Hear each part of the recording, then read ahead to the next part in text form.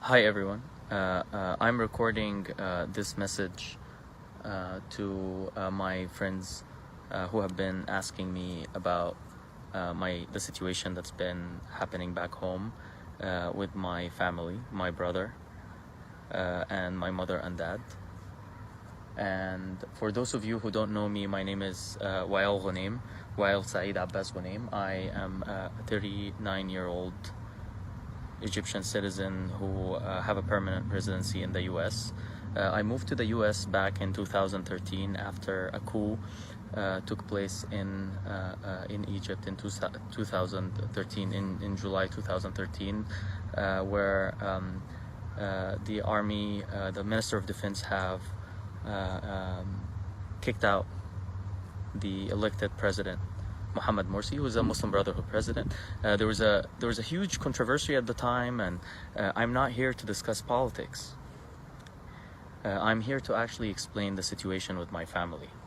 I'm an Egyptian activist. I have not been speaking up for a while. I've been under huge amount of smear campaigns online and in media over the past 9 years. I have been silenced, and I went off for 3 years. I went through a depression, and I finally started to coming back. I started to speak up against the inhumane treatment of tons of thousands of prisoners in Egypt. I started speaking up about this whole process of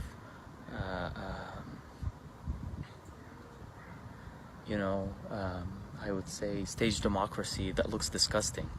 The president who promised initially not to run for presidency ended up running for presidency and winning the elections. He promised not to run for more than 2 times. Now he changed the constitution so that he can last until 2030. And all of his opponents, including army officers, very high-ranking army officers, are either under house arrest or they are in prison. A political science professor have actually been arrested for writing a tweet. When I started speaking up about these conditions, the government have actually started monitoring my activities online, and I was asking the intelligence to reach out to me. So someone from the embassy in Washington, a few miles away from the president of the United States, who called the president my president, the Egyptian president, his favorite dictator,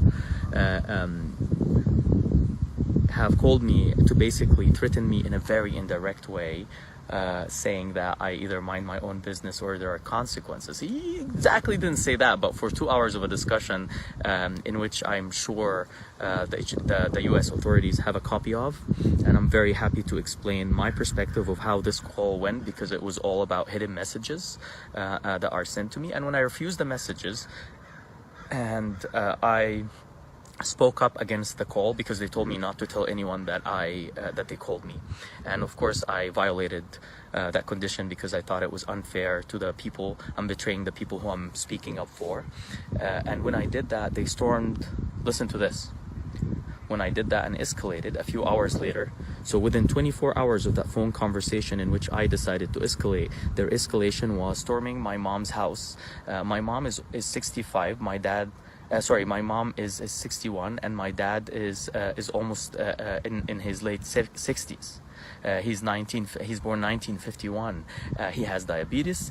He has high pressure. He has an eye condition in which his eyesight is not. He always needs help around him. And they stormed the house. They confiscated a lot of my mom's belongings after they searched her room by themselves without a warrant, without any paper. They were plainclothes, and then they took her phones. They took her passport, her ID, my dad's passport, my dad's ID, and then they took my brother. Initially, they asked my dad to also dress up because they were planning to take my dad and my brother.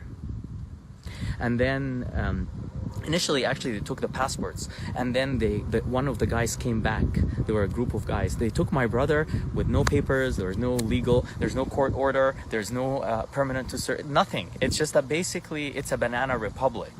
It's a banana republic. They just took him because at the end of the day, they didn't like what I said.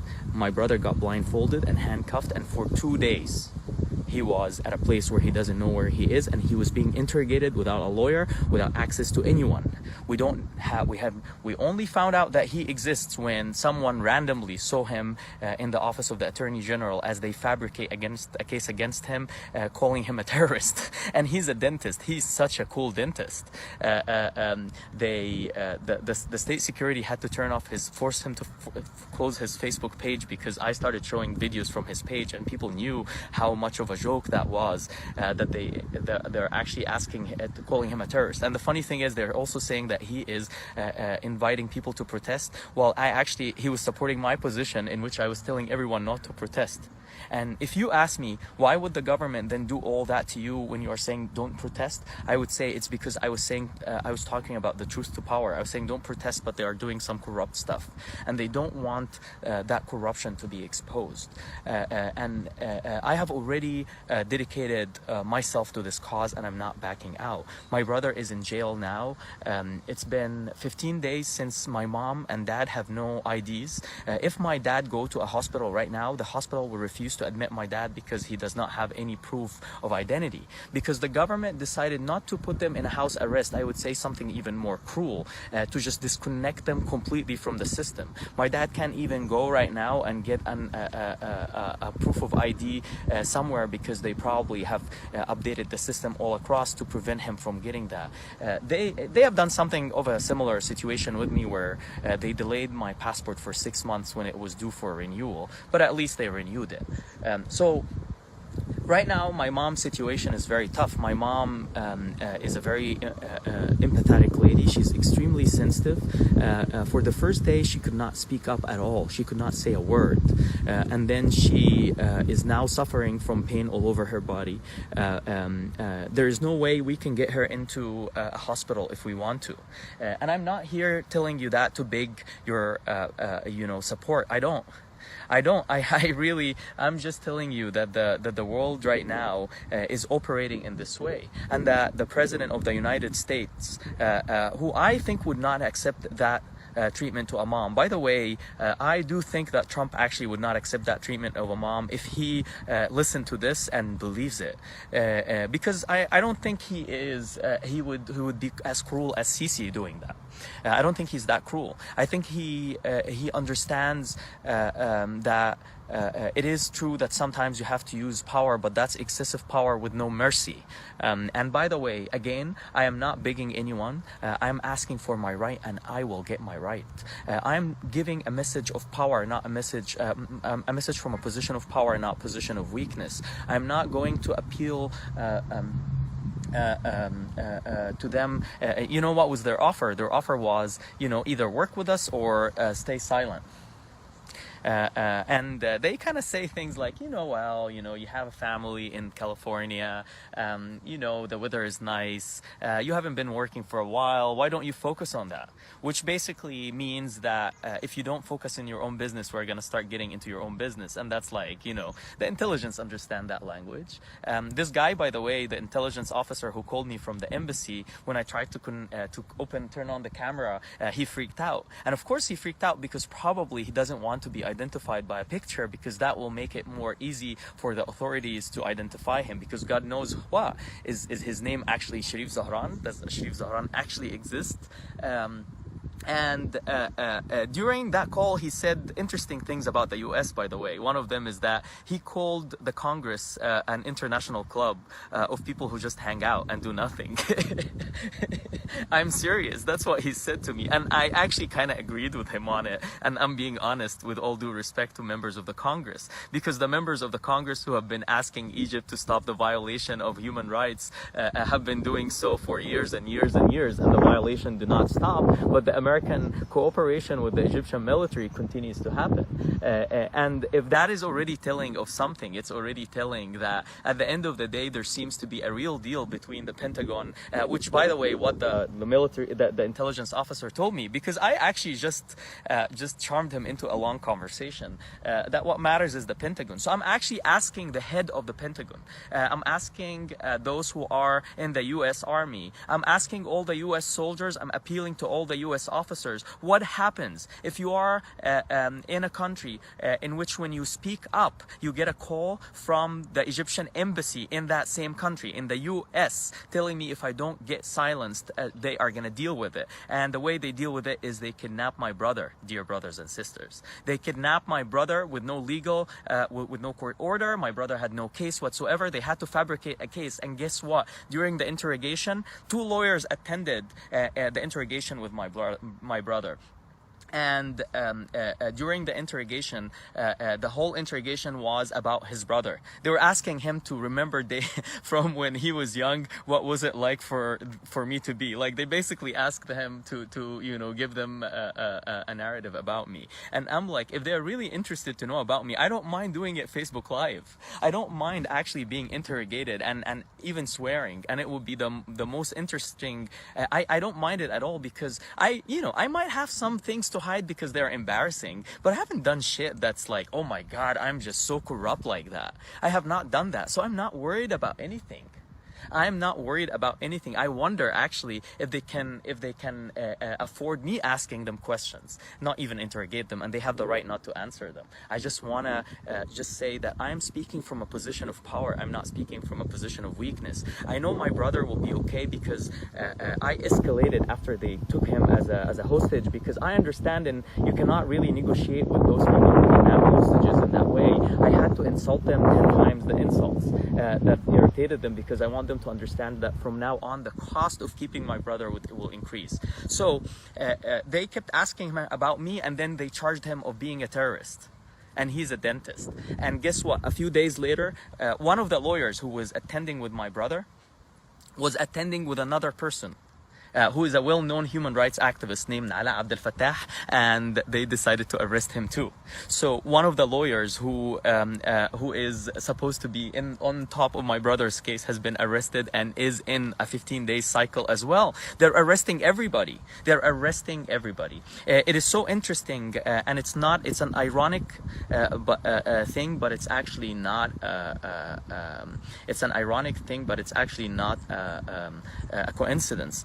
That the head of the parliament, Dr. Abdel Al, he has a doctorate of philosophy in law.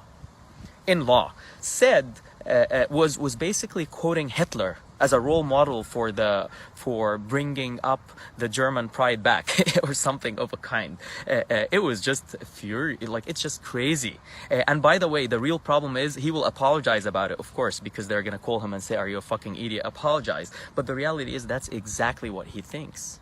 That's exactly what he thinks, and that's why they're doing the same thing, the stuff they are doing, and that's why they have no shame in kidnapping my brother and keeping him in prison when he has nothing to do with it. He's even apolitical. My brother is an apolitical person. He's 31 years old. He should not be in prison because his brother is speaking up from California. And by the way, I'm speaking up from my daughter's paint room, art room.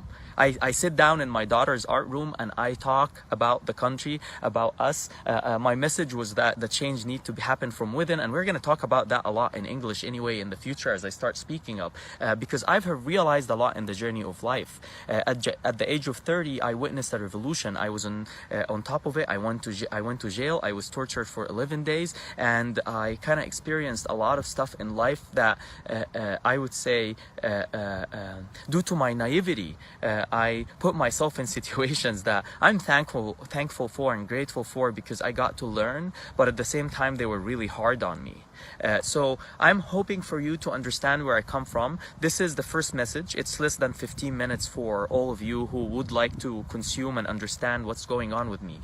In the last 1 minute, I'll tell you I'm feeling good. I might be emoting, crying, laughing loud, doing stuff. I'm in a social experiment where I'm letting myself go. I'm letting myself be. I'm not calculating stuff. I'm not trying to accommodate others. I'm trying to be accommodated right now, because right now I understand that as I am coming back into this battlefield after being injured severely in the last 9 years, because I was under a massive smear campaign. I was under a massive attack. I went to jail for a few days. I traveled out of my home. And by the way, I really thank America for hosting me and accepting me, because I feel accepted in this environment, and I feel that America became my new home. I was telling my Egyptian friends that I'm probably going to apply for an American citizenship, because at the end of the day, the real meaning of home is the place where you feel safe, and I feel more safe in California, but I don't feel safe for my dad and mother and brother in Egypt, in their own hometown, because someone have decided that they are hostages until their son stops speaking. Thank you very much.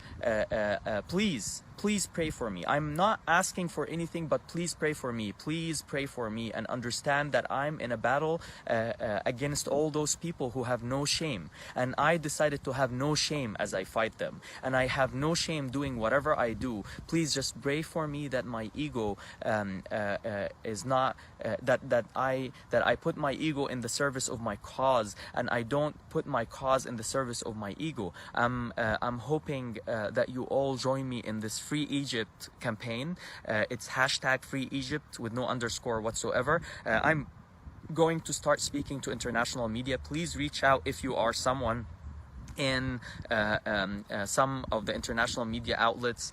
Please let me know what you have. I'm going to have to pick my battles. I have very limited time, because I want to focus most of my time and energy and message to the audience on Facebook and Twitter and Medium and YouTube and all SoundCloud, all these platforms. I'm going to be all over in both Arabic and English, because I'm promoting an idea, and the idea will not die. Thank you very much.